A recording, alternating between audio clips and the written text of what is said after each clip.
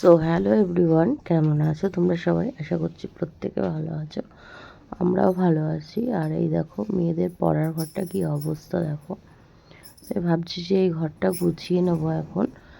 আর বিভৎস অবস্থা, কয়েকদিন ছিলাম না, তারপরেও মেয়েরা দেখো বই খাতা ছিটিয়ে রেখেছে। তো চলো গুছিয়ে নিই, তারপরে আসছি। এই যে ফাইনাল লুক, গোছানো হয়ে গেছে। আর গোছাতে কিন্তু প্রায় আমার 1-1.5 ঘন্টা লেগেছে। আর আমি যদি ক্যামেরা অন করে তারপরে গুছাতাম তাহলে সেটা কিন্তু 2-2.5 ঘন্টা লাগতো। তো সেই জন্য কিন্তু গুছিয়েই তোমাদেরকে ফাইনাল লুক দেখাচ্ছি। আর তখন দেখলে যে মানে পর্দা লাগানোর আগে আর কি দেখিয়েছি, তারপরে এই যে পর্দা লাগানোর পরে এটা ফাইনাল লুক। দাঁড়াও লাইটটা জ্বালিয়ে নিই। তো এটা হচ্ছে ফাইনাল লুক। তারপরে কদিন পরে তো আবার এরকমই মানে মেয়েরা যা করে। তো বই খাতাগুলো ওই থাকে, দেখতে পাচ্ছ যে ওখানে রেখে দিয়েছি। আর এখানে যে একটা ফটো, একটা ফুলদানি রয়েছে। তো একদম সন্ধেবেলায় মেয়েদেরকে পড়তে বসিয়েছি। আজকে না এই ঘরটাও ডিপ ক্লিন করেছি। কিছুদিন আগে পরিষ্কার করেছিলাম, তারপরে কিন্তু আবারও ডিপ ক্লিন করেছি।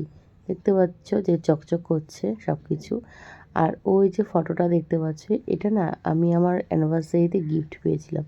আমার ভীষণ পছন্দ হয়েছে, আর বাবাই এটা আমাকে গিফট করেছিল। বাবাই মানে আমার মেয়েকে যে নিয়ে যায় স্কুলে।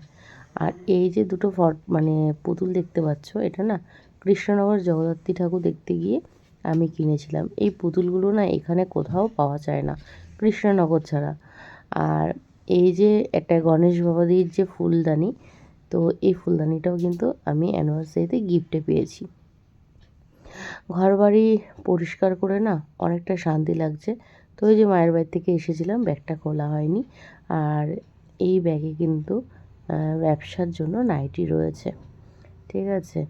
আর এই যে আমি সারাদিন পর আমি নিজেকে দেখাচ্ছি। ঘরবাড়ি পরিষ্কার রাখলে মনে একটা আলাদা পজিটিভিটি আসে, আর অনেকটাই ভালো লাগে। আর পর্দাটা যে দেখলে আর বিছনার চাদরটা দেখলে, সেটা না নতুনই কিনে নিয়ে এসেছি। তো ঘরে মানে মেয়েদের পড়ার ঘরটা সুন্দর করে গোছাবার জন্য। আর মেয়েদের পড়ার ঘরের বিছনার চাদর আমার স্টকে একটাও ছিল না। যেগুলো ছিল সেগুলো ইউজ হয়ে গেছিলো। তো আমি ভেবেছিলাম নতুন কিছু কিনে নিয়ে আসি। তো সেই জন্য নতুনই নিয়ে এসেছি।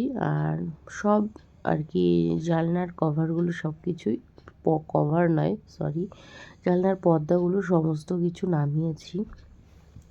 তো সেগুলো মেশিনে দিয়ে দেবো, হাতে কাচা আর সম্ভব না আমার পক্ষে।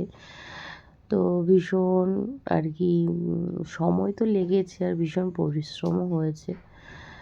তো যাই হোক, প্রত্যেক সপ্তাহে যদি এরকমভাবে গুছিয়ে রাখা যায় তাহলে হয়তো পরিশ্রমটা কম হবে। এক সপ্তাহ তো বাড়িতেই ছিলাম না, তার এক সপ্তাহ ডিপ ক্লিন করা হয়নি, মানে 2 সপ্তাহ 15 দিনে এরকম অবস্থা হয়ে গেছিলো।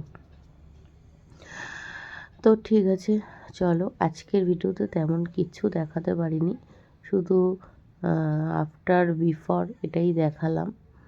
তো নেক্সট ভিডিও নিয়ে আসছি খুব তাড়াতাড়ি। তো আজকের মতন টাটা। আর হ্যাঁ, আমাদের তো দোকান হয়েছে একটা নতুন, গিফটের দোকান। তো সেখান থেকে মেয়ে দেখো এই যে এই বোতলগুলো নিয়েছে। এই বোতলগুলো খুব ভালো, আর মেপেও জল দিতে পারবে বাচ্চাদের, আর জানতেও পারবে যে কতটা জল বাচ্চারা খেলো। এমনি সময় দেখবি গ্লাসে করে জল দিলে হাফ তো খেলো আর হাফ খেলো না।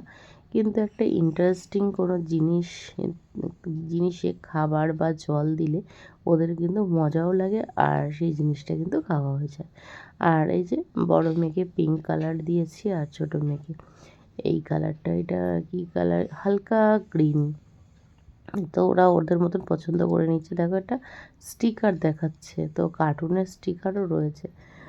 ভীষণ মজা করে জল খাচ্ছে, আর জলটাও কিন্তু বেশ এখানে কিন্তু 1 লিটার জল আর কি আটে, 1 লিটার জল।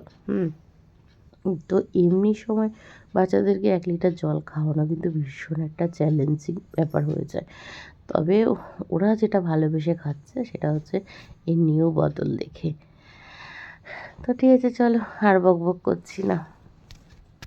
রাতেবেলা আজকে কেনা খাবার খেয়েছি, দুপুরবেলা কিন্তু খাবার কিনে নিয়ে এসেছিলো, রান্না করতে পারিনি কারণ দুটো ঘর ক্লিন করেছি, এখনো রান্নাঘর ডিপ ক্লিন করা বাকি রয়েছে, দেখি কালকে যদি পারি তোমাদের সাথে শেয়ার করবো।